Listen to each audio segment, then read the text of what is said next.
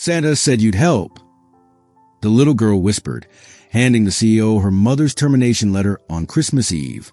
Snow was falling like feathers at Christmas Eve, slow, quiet, almost too gentle for the city it blanketed. Downtown Boston shimmered under streetlights, office windows glowing like little boxes of gold in the dark. Most people had gone home hours ago, but not everyone. A small pair of boots, red, scuffed at the toes, left a trail from the revolving doors into the marble lobby of Hartman and Company. Behind the front desk, the night guard blinked twice before realizing what he was seeing. Hey there, kiddo, you lost? No, sir. I'm here to see Mr. Hartman. Her voice barely carried past her mittens. In one hand, she clutched a crumpled envelope, and in the other, a small stuffed reindeer missing one eye. Her hat was too big, her coat too thin, but she still like someone who'd made up her mind. Mr. Hartman? You mean the Mr. Hartman? The guard chuckled softly. He's a busy man, sweetheart. I know, but Santa said he'd help. The old guard looked at her, this tiny believer standing in a lobby full of glass and granite, and felt something tighten in his chest. It was Christmas Eve, after all. Maybe, he thought, the world could spare one small miracle. All right, honey, elevator's right there. 20th floor. But don't stay too long, okay? Thank you, sir. Merry Christmas. The elevator doors slid shut. The hum filled the silence as it began to climb floor by floor. Lila hugged her reindeer close. Through the reflection in the metal doors, she practiced what she'd say. Excuse me, Mr. Hartman. My mommy works here. They said she can't come back after Christmas, but Santa said you'd help. When the elevator chimed, she stepped into a hallway so quiet it felt sacred. At the end, a glass door gleamed under the dim light. Evan Hartman, Chief Executive Officer. Lila's hand shook as she reached for the handle. She glanced down at the envelope, the company's letterhead smudged with fingerprints, and took a deep breath. Please, Santa, don't let me mess this up. The door creaked open. Inside, a man sat alone at a massive desk, tie loosened, eyes on a glowing screen. He didn't hear her at first. Then, softly from the doorway, Mr. Hartman? He looked up, startled. What the? How did you get up here? Lila took a step forward. Santa said you'd help. And just like that, in the middle of a sterile office high above a sleeping city, Christmas walked in, wearing snow-dusted boots and a heart full of faith. Morning light crept through the thin curtains of a small apartment on the east side of the city. The heater clicked and sputtered, but the air still carried a chill. A kettle whistled softly on the stove, and Claire Thompson rubbed her hands together, waiting for it to boil. Across the room, a little backpack leaned against the couch, patches peeling at the edges. Lila's coloring book spilled halfway out of it. Come on, sweetheart, Claire called gently, stirring a spoonful of cocoa into a chip mug. It's almost time for school. Lila shuffled out from the bedroom, hair messy, reindeer still tucked under one arm. She yawned, rubbing her eyes. Morning, Mommy, she mumbled. Morning, baby. Claire smiled, trying to sound bright. Drink your cocoa. It's extra chocolatey today. The girl climbed onto a stool and wrapped her hands around the mug. Steam rose between them, hiding the tired circles under Claire's eyes. Bills were scattered across the counter. Rent, electric, overdue notice stamped in red. Next to them lay a letter on company letterhead. Termination notice, Hartman and Company, Logistics Division. Claire tried not to look at it, but her eyes kept drifting back. She'd been at the company for 3 years. Never late, never complained. She'd worked double shifts, covered for coworkers, memorized every route, every delay, every number that kept deliveries on time. And still, one email had ended it all. Lila took a sip of cocoa, then looked up. Mommy, did you talk to Santa yet? Claire froze. Santa? Yeah, Lila said. You told me Santa listens when people need help. Maybe he can help you find a new job. Claire swallowed, forcing a smile. Maybe he can, baby. Maybe he can. Her phone buzzed on the table. An automated HR message. Your benefits will expire on December 26th. She turned the screen face down. After Lila left for school, The apartment felt heavier. The fridge hummed in the silence. Claire opened it and stared at the half-empty shelves, milk, 2 eggs, and a packet of butter. She sighed, closed the door, and leaned against it for a moment. She'd already applied for 5 jobs that week. None had called back. Most places were closing for the holidays. She sank into a chair, head in her hands. It wasn't just about money. It was about what she promised Lila every night before bed. Don't worry, Mommy's got this. Now, she wasn't sure she did. She reached for her notebook, the one she used for work ideas, and flipped it open. Pages filled with route sketches, shipping diagrams, notes on how to cut transport time. She'd stayed late every week trying to make things better, faster, cheaper. Her supervisor had praised her work. But when the layoffs came, his name stayed. Hers didn't. She stared at the words on the last page. Keep believing. Lila had written it in crayon with a little heart. A knock at the door pulled her from her thoughts. It was Mrs. Daly, the landlord. Claire, I hate to bother you right before Christmas, but Claire nodded quickly, cutting her off. I know. I'm sorry. I'll have something for you after New Year's. The older woman sighed. I know you will, dear.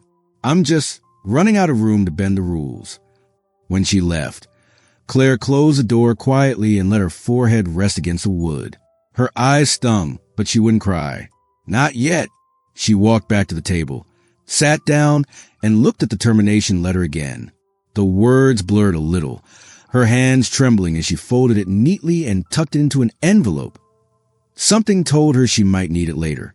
Outside, the wind picked up. Christmas decorations on the building across the street flickered in the cold. Claire sat there for a long moment, staring at the window, whispering to herself, I just need a little more time. God, just a little more time. In the corner of the room, Lila's reindeer sat upright on the couch, one button eye catching the light, watching over the woman who refused to give up, no matter how much it hurt.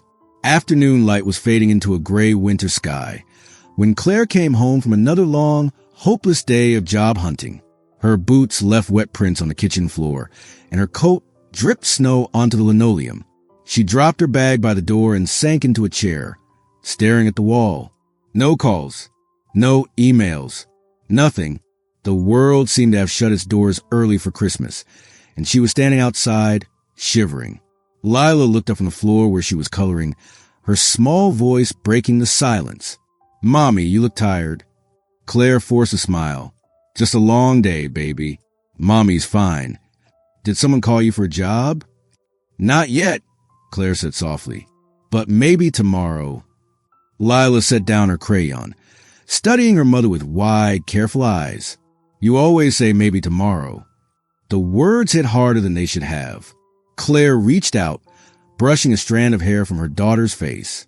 That's because I still believe tomorrow will be better, she said gently.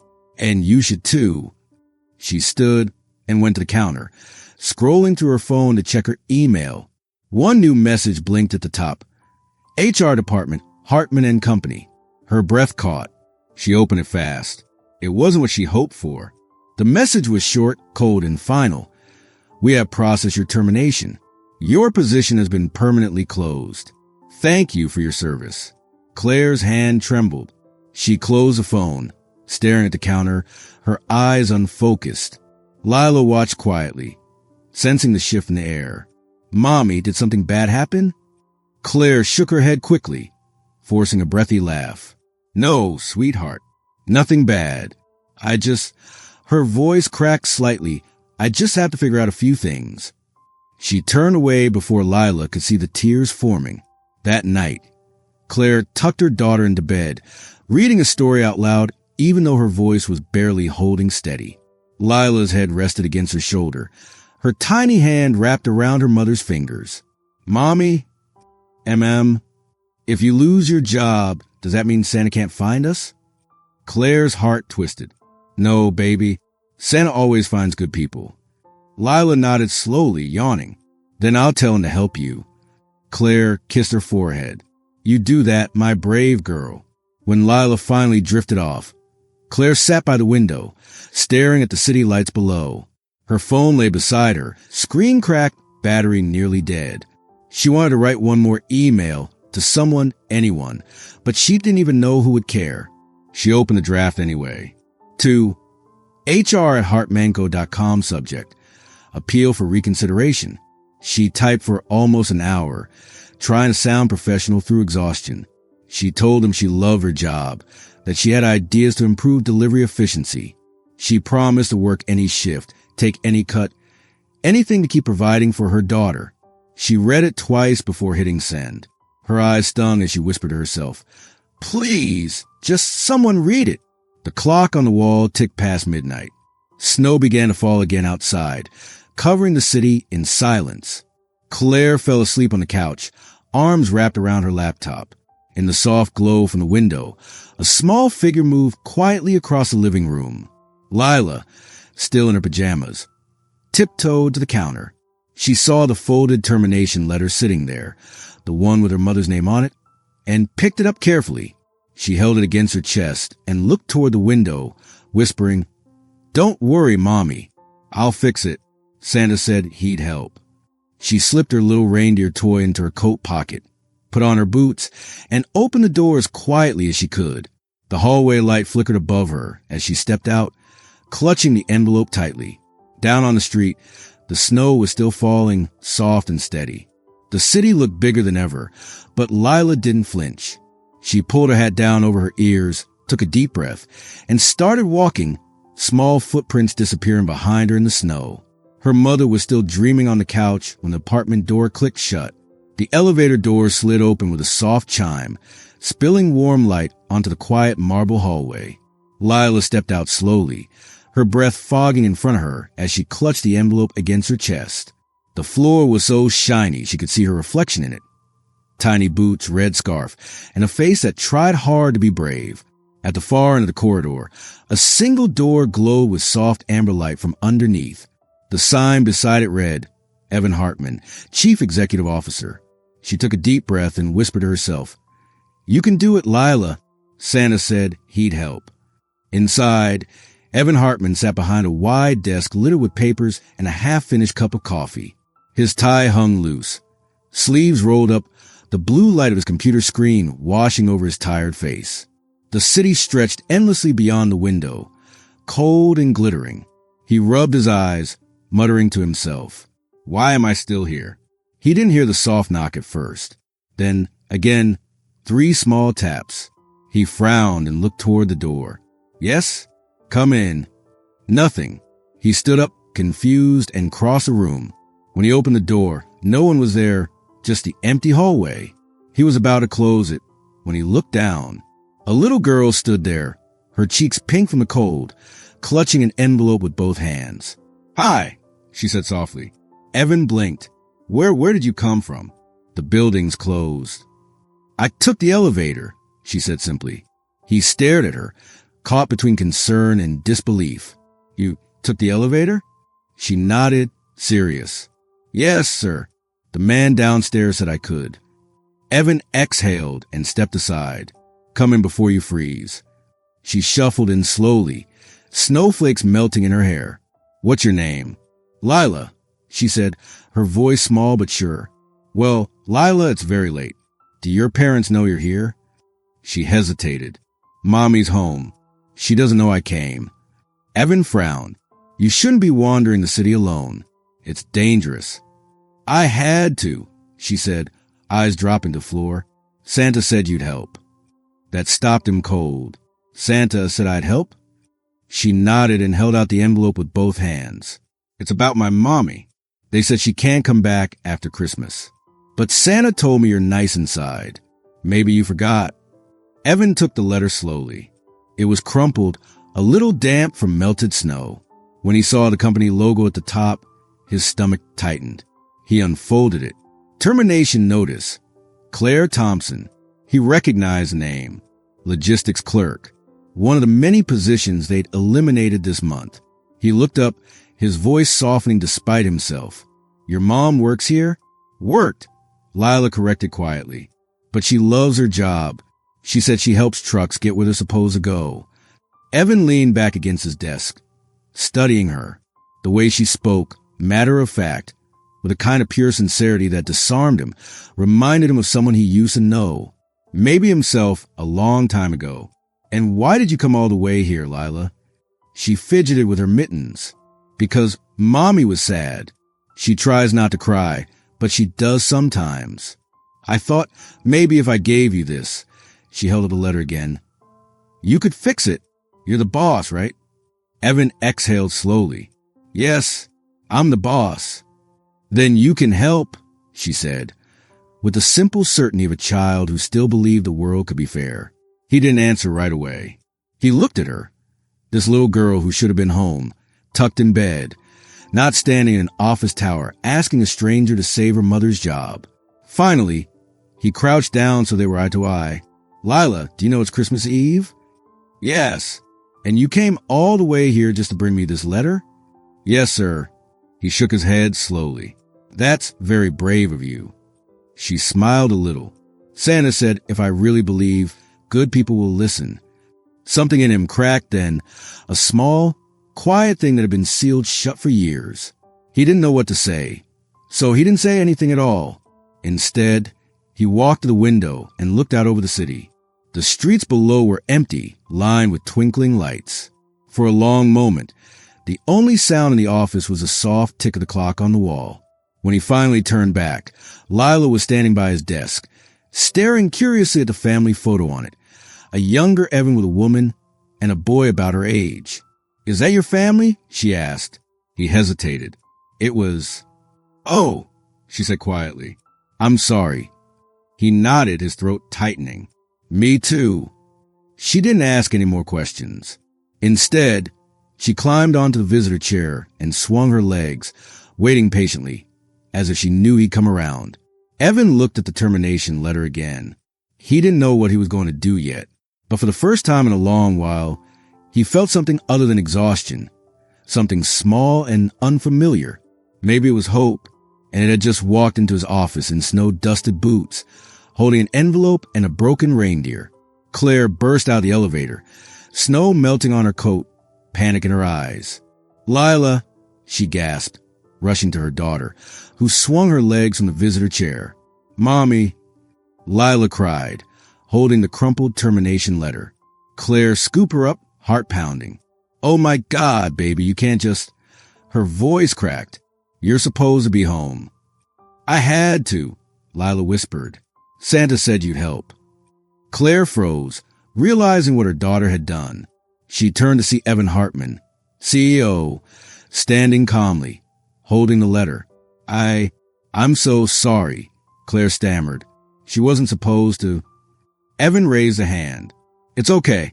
I've read the letter. Lila piped up. Mommy works very hard. She fixes things when they're broken. She's the best. Evan's stern face softened. He crouched to Lila's level. Is that true? Lila nodded solemnly. Claire blinked back tears. Yes, she's right. Evan straightened. Claire, come back tomorrow. We'll talk. Consider this. Santa's message got through. Lila's eyes sparkled. See, Mommy? I told you Santa was right. Claire hugged her daughter tightly. Thank you so much. As they left, Evan whispered to himself, smiling at the empty office. Santa's got good timing. Claire stepped into the office the next morning, coat still damp from the snow, hands gripping her bag strap. She felt small walking past the sleek desks and polished floors, the hum of the office making her heartbeat pound even faster. Evan Hartman looked up from his laptop as she approached. His expression was calm, but there was something different, softer, deliberate. Good morning, Claire, he said, gesturing toward the chair across from his desk. She sat, trying to steady her hands. Good morning, sir. He folded his fingers together, resting them on the desk. I read through your file again, and I read Lila's letter. He nodded toward the envelope she had handed him the night before. Claire's throat tightened. I didn't mean to bother you with it. I know it was inappropriate. Evan shook his head slowly. No, it wasn't inappropriate. It reminded me of something important, something I've overlooked. You're more than a number on a spreadsheet, Claire, more than a line in a report. You're a person, and you've shown resilience, responsibility and care, not just for your work, but for the people around you. Claire blinked, swallowing the lump in her throat. I did what I could. I didn't want to give up, even when it was hard. That's exactly why I want to give you a real chance, he said, voice steady but warm. I want you back, not just in logistics, but in a role where your ideas, your attention to detail, and your understanding of people can actually make a difference. Claire's hand shook slightly as she processed his words. You mean not just my old job? No, Evan said, leaning back. Something new. Something that matters to the company and to the families we serve. I've seen how you care, how you think beyond the task in front of you. That's what we need. Her eyes welled up. I don't know what to say. I've never had someone in charge, see me like this before. Evan smiled faintly. Then let's start there. Not as an employee, not as someone trying to survive, but as someone capable of growth, someone whose work has meaning. Claire nodded slowly, tears spilling down her cheeks. I won't let you down. I promise. I know you won't, he said quietly. And Claire, for what it's worth, Lila already knew you wouldn't. She glanced toward the door, imagining her daughter skipping through the office. A small smile broke across her face. She believes in me, huh? Evan's gaze softened. She believes in both of you. And now it's time for the world to see what you can do.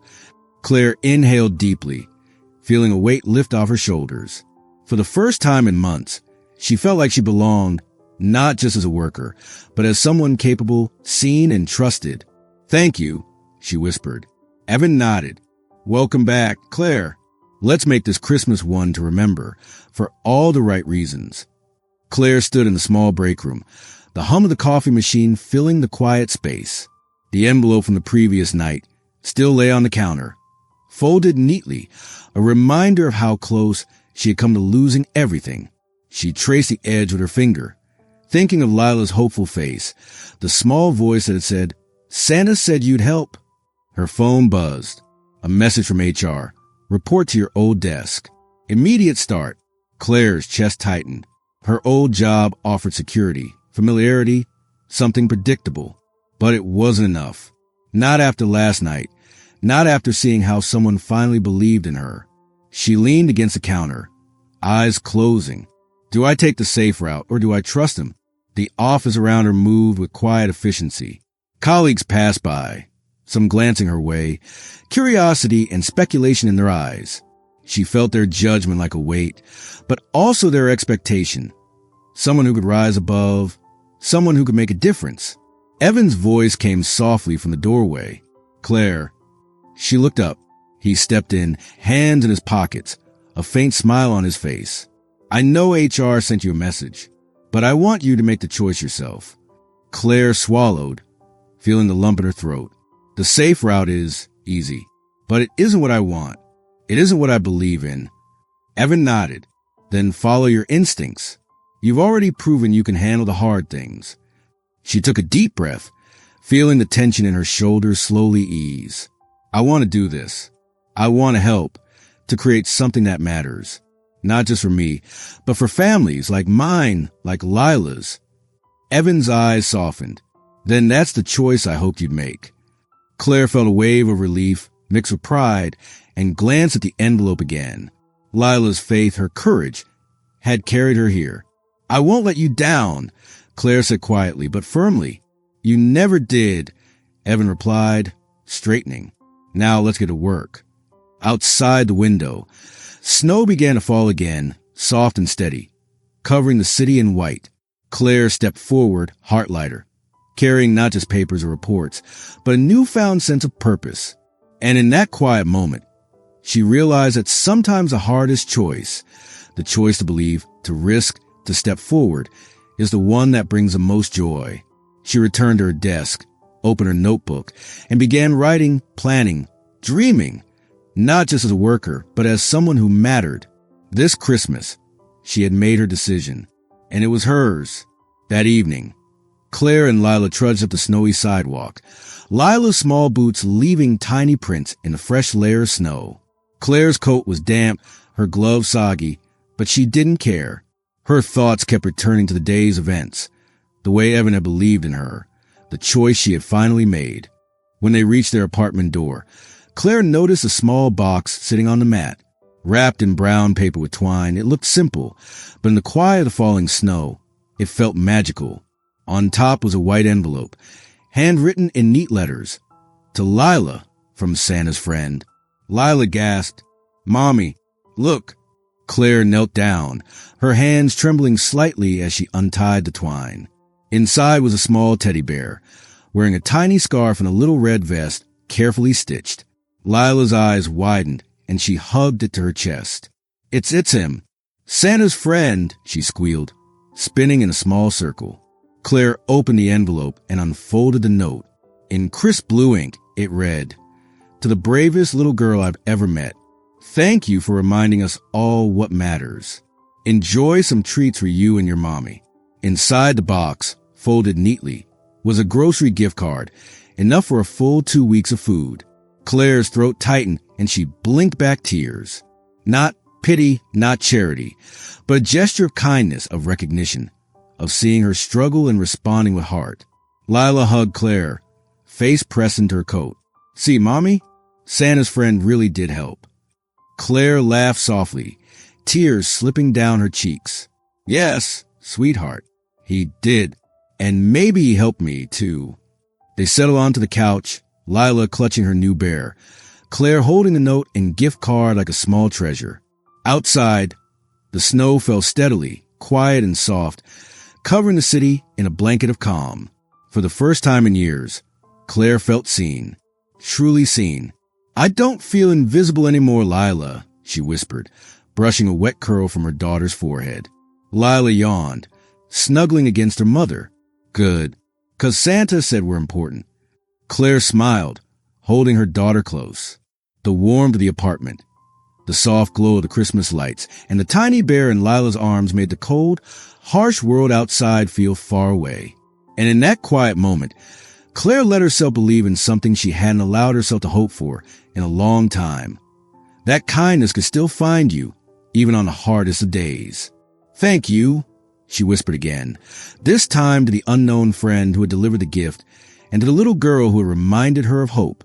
Outside, the snow kept falling, soft and steady, as if the world itself had paused to watch a small miracle unfold in a tiny apartment on a quiet Christmas Eve. The next morning, Claire stepped into the office again, but this time it felt different. The air smelled faintly of coffee and printer ink, the hum of computers and quiet chatter no longer intimidating, but familiar, like the first time you walk into a place and realize you've been meant to be there all along. Evan met her at the entrance, a small, approving nod letting her know this wasn't just about returning to work. It was about being seen, truly seen. "You'll start here," he said, gesturing toward a desk near the product development team. "This is your seat at the table." Claire blinked, eyes widening. I don't know what to say." "You don't need to say anything," Evan replied. "Just be yourself. That's what matters." The desk was modest, a notebook and a laptop waiting, but it had a view of the office's bright windows, the team working together. Claire sat slowly, taking it in. Around her, people moved with purpose, brainstorming, sketching ideas, discussing flavors and packaging for the next line of family meals. She opened her notebook, tracing over notes she had kept from years ago, recipes, ideas for child-friendly meals, and tips she had learned from caring for Lila. Every line felt like a bridge between her past and her future. As the day went on, Claire asked questions, shared insights, and listened carefully. Her co-workers glanced at her, some skeptical at first, but soon their expressions softened as they saw her dedication, her attention to detail, the spark of creativity she brought. During a team meeting, she suggested a small tweak to a toddler meal, softer texture, less sodium, based on real experience rather than just data. A nutritionist raised an eyebrow. "It's anecdotal, though." Evan spoke before anyone else could comment. "If she can make nutritious meals for her daughter on a budget and with care, maybe we should listen." The room fell quiet, respect threading through the air. Claire nodded, heart pounding, but not with fear. This was validation, a recognition she had earned. Later, She found a small note on her desk, folded in blue ink. "You're doing better than you think. NR." She smiled faintly, holding the note for a moment. It wasn't romance. It wasn't favoritism. It was acknowledgement, a sign that someone in charge saw her not just as a worker, but as someone capable, someone whose ideas mattered. By the end of the week, Claire had filled her notebook with plans, observations, and proposals.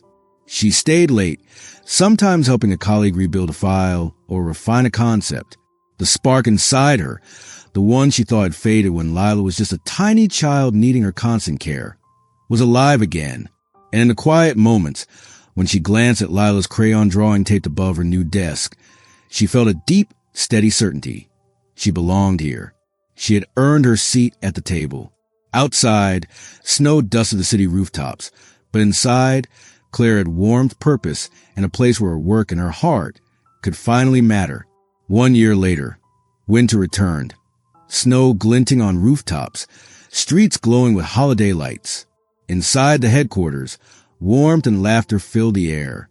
Claire sat at her desk, the plaque reading, Director of Family Product Innovation. Above her hung a simple wooden frame, a crayon drawing from Lila, showing Claire at work, a little girl beside her, and a small bear in a scarf. Every morning, Claire smiled, remembering the journey that brought her here. Around her, the team collaborated with ease, brainstorming meals for families. Claire had gone from the factory floor to shaping products that touched homes across the city, guided by both data and heart. Lila, now 5, wearing pink glasses and holding a clipboard, tiptoed into the office corner near Evan Hartman. She called him Bossman, and everyone knew the story, not as gossip, but as admiration for courage and quiet determination. That evening, at the annual Christmas gala, golden lights sparkled, garlands wrapped columns, and a grand tree stood proudly adorned with children's ornaments. Claire wore a deep red velvet dress. Lila twirled nearby in a pink gown and sparkling shoes. Evan stepped onto the stage, glass in hand.